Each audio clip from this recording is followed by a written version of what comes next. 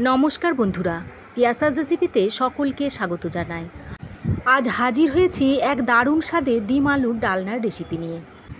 এই ডিম আলুর ডালনার রেসিপি আমরা প্রায় সকলেই বানিয়ে থাকি, তবে আমি কিভাবে বানাই সেটাই আজ আপনাদের সঙ্গে শেয়ার করব। খুবই একটা সাধারণ রেসিপি আর খেতে খুবই সুস্বাদু হয়। এটা মাংসের স্বাদকেও হার মানায়। আশা করছি রেসিপিটা আপনাদের ভালো লাগবে। তবে আসুন তাহলে দেখে নেওয়া যাক এই রেসিপিটা আমরা কিভাবে বানাই। এখানে আমি একটা কড়াই গরম করে নিয়েছি প্রায় 2 টেবিল চামচ পরিমাণ সর্ষের তেল। সেদ্ধ করা ডিম প্রথমে কষিয়ে নেব। আমি এখানে 4খানা ডিম সেদ্ধ করার পর খোসা ছাড়িয়ে গাগুলো একটু কাট করে নিয়েছিলাম। গরম তেলে ডিম ছেড়ে দেওয়ার পর দিয়ে দিচ্ছি নুন আর অল্প পরিমাণে হলুদ গুঁড়ো। এবার ডিমটাকে অল্প একটু লালচে করে রং ধরিয়ে ভেজে নেওয়ার পর ডিমগুলোকে নামিয়ে রাখছি।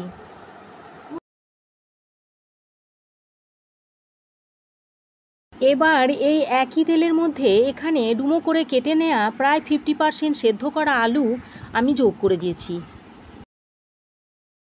এখানে আমি আর এক্সট্রা নুন হলুদ দিচ্ছি না। তেলের মধ্যে যে নুন হলুদ আছে তার মধ্যেই লালচে করে রং ধরিয়ে আলুটাকে ভেজে নামিয়ে নিচ্ছি।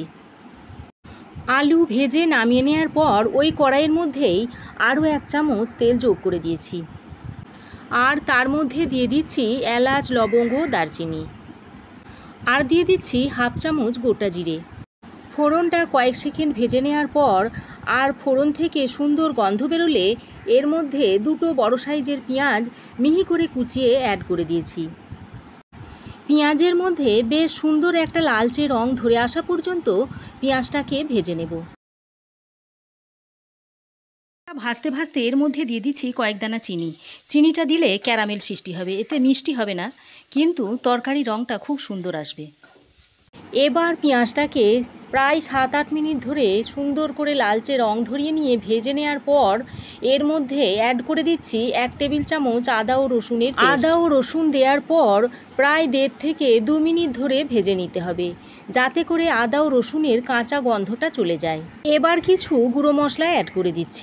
1/2 চামচ লাল লঙ্কা গুঁড়ো, 1 চামচ দিয়ে দিচ্ছি কাশ্মীরি লঙ্কার গুঁড়ো, 1 চামচ দিচ্ছি জিরে গুঁড়ো, 1 চামচ দিচ্ছি ধনে গুঁড়ো আর 1/2 চামচ দিচ্ছি হলুদ গুঁড়ো, যাতে করে রান্নার রঙটা ও স্বাদটা সুন্দর হয়। সমস্ত মশলা দেওয়ার পর গ্যাসের ফ্লেমটাকে লোতে করে 2 থেকে 3 মিনিট ধরে কষিয়ে নিচ্ছি। এ সময় মশলাটা বেশ শুকিয়ে এসেছে। এ পর্যায়ে আমি দিয়ে দিচ্ছি টমেটো। 2টো মিডিয়াম সাইজের টমেটো মিহি করে কুচিয়ে রেখেছিলাম, সেটাই দিয়ে দিচ্ছি এখানে। টমেটো দেওয়ার ঠিক পরেই বাকি নুনটাও আমি এখানে দিয়ে দিচ্ছি। এতে করে টমেটো ও মশলাটা তাড়াতাড়ি সফট হয়ে আসবে। এবার অল্প অল্প গরম জলে ছিটে দিয়ে মশলাটাকে ভালো করে কষিয়ে নিতে হবে। এই রান্নাটাতে আমি কিন্তু বিশেষ কোনো মশলা ব্যবহার করছি না, তবে বারে বারে বেশ কিছুটা গরম জলে ছিটে দিয়ে মশলাটাকে 7 থেকে 8 মিনিট সময় ধরে মশলা থেকে তেল ছেড়ে আসা পর্যন্ত কষিয়ে নিচ্ছি।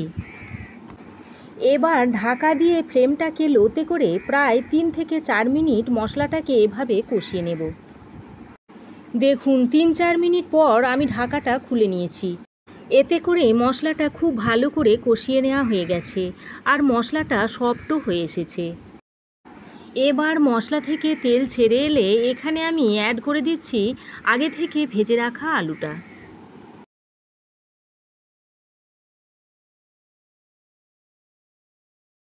আলুগুলো দেওয়ার পর গ্যাসের ফ্লেমটা লো টু মিডিয়ামে রেখে আলুর সঙ্গে মশলাটাকে বেশ ভালো করে মিশিয়ে নিচ্ছি। প্রায় 3-4 মিনিট ধরে এভাবে মিশিয়ে নিতে হবে।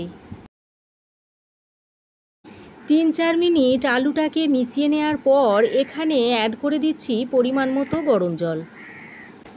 আর এ সময় গ্যাসের ফ্লেমটাকে অবশ্যই হাইতে করে রান্না করতে হবে। গরম জলটা দেওয়ার পর সমস্ত কিছুকে একসঙ্গে ভালো করে মিশিয়ে নিচ্ছি।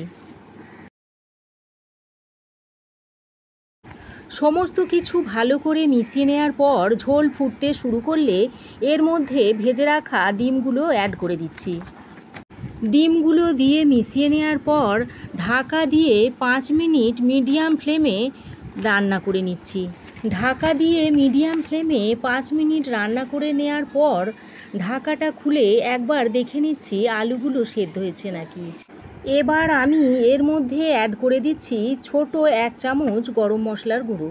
গরম মশলাটা দিয়ে মিশিয়ে নেওয়ার পর গ্যাসের ফ্লেমটাকে লোতে করে ঢাকা দিয়ে আরও 3-4 মিনিট রান্না করে নিচ্ছি। আর তারপর গ্যাসের ফ্লেম অফ করে আরও 3-4 মিনিট স্ট্যান্ডিং টাইমে রাখার পর খুলে দেখাচ্ছি রান্নাটা কতটা সুন্দর হয়েছে।